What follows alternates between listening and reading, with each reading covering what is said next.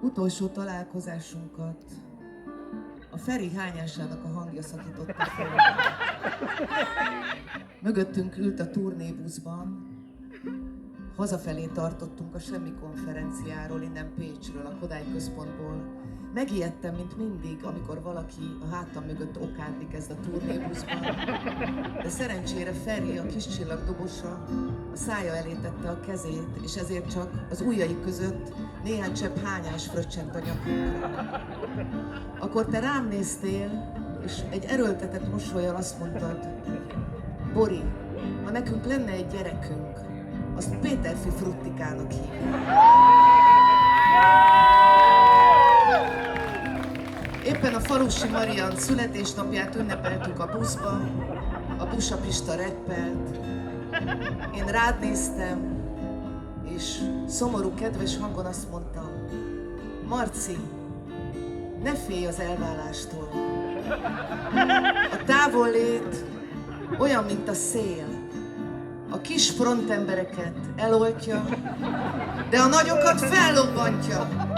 A nagyokat fellobbantja. Vihárként tombol már a messzi távol. Felgyújt a régi tűz, s a szívem lángol. Eszembe jutnak mind a meghitt órák. Egy ablak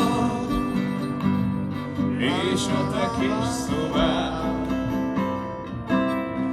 Beláttam én már rég a tévedésed. Azt hittem, szalmalány csellobban szépen. Szívembe markol 100 és 100 kis emlék. Megöl a messzeség.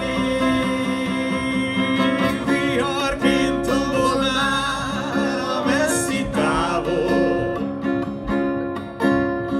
Felgyújt a régi tűz, s a szívem lángol.